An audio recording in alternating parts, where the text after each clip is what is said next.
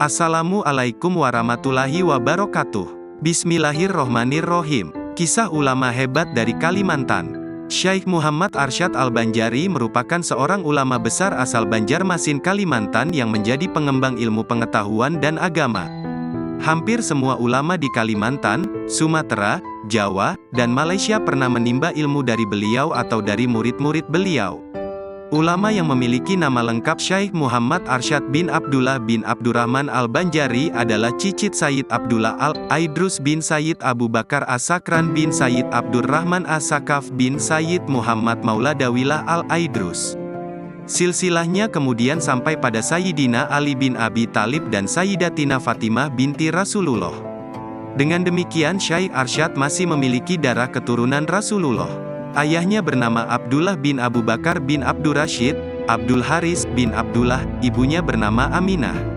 Keluarga tersebut tinggal di Kampung Lokgabang, sekarang Kecamatan Astambul, Kabupaten Banjar, dekat dengan kota Martapura, Kalimantan Selatan. Beliau lahir di Banjarmasin pada hari Kamis dini hari bertepatan pada tanggal 15 Safar 1122 Hijriah atau tanggal 17 Maret tahun 1710 Masehi. Semasa dalam kandungan, kedua orang tuanya selalu berdoa agar dapat melahirkan anak yang alim dan zuhud. Setelah lahir, ibu bapaknya mendidik dengan penuh kasih sayang, memberikan pendidikan Al-Quran, dan alunan Asmaul Husna. Beliau adalah putra sulung dari 4 bersaudara, Abidin, Zainal Abidin, Nurmain, Nurul Amain. Pendidikan sudah diberikan langsung oleh orang tuanya sejak kecil. Ketika beliau berumur 7 tahun, beliau telah mampu menghafal ayat-ayat Al-Quran secara sempurna. Karena kecerdasannya tersebut, seorang raja Banjarmasin yang bernama Sultan Hamidullah atau Sultan Tahilullah yang memerintah saat itu, meminta izin kepada orang tua Syaikh Muhammad Arsyad untuk mengajaknya tinggal di istana bersama dengan cucu-cucu keluarga kerajaan. Dan kedua orang tuanya pun mengizinkan. Syaikh Muhammad Arsyad sangat disenangi oleh penduduk istana, karena akhlaknya yang mulia. Setelah dewasa, beliau dinikahkan oleh Sultan dengan seorang wanita solihah bernama Bajut. Namun sekalipun di usia pernikahannya yang masih baru, beliau telah berniat untuk menimba ilmu ke Makkah Al-Mukarramah. Niat tersebut tidak terlepas dari ridha Sultan yang harus melepas kepergiannya demi cita-cita yang luhur. Di Makkah, Syaikh Muhammad Arsyad berkesempatan mempelajari ilmu agama, hampir seluruh waktunya digunakan untuk belajar. Beliau belajar kepada masyayikh terkemuka saat itu, diantaranya ialah Syekh Athaillah bin Ahmad Al-Misri, Al-Faqih Syekh Muhammad bin Sulaiman Al-Kurdi dan Al-Arif Billah Syekh Muhammad bin Abdul Karim Al-Saman Al-Hasani Al-Madani. Beliau termasuk ulama yang memiliki pandangan moderat, seimbang, antara ilmu syariat dan ilmu hakikat. Setelah kurang lebih 35 tahun Syaikh Muhammad Arsyad menimba ilmu di Makkah, beliau kembali ke kampung halamannya.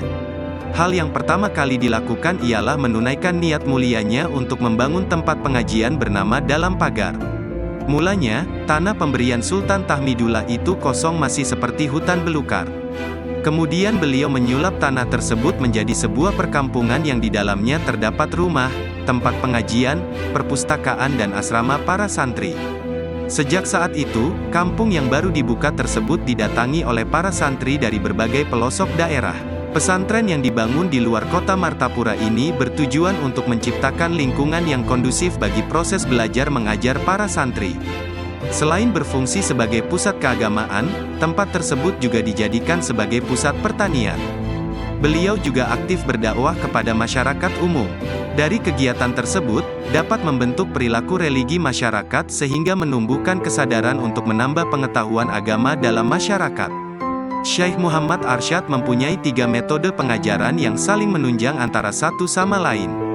1. Bilhal, keteladanan yang direfleksikan dengan tingkah laku.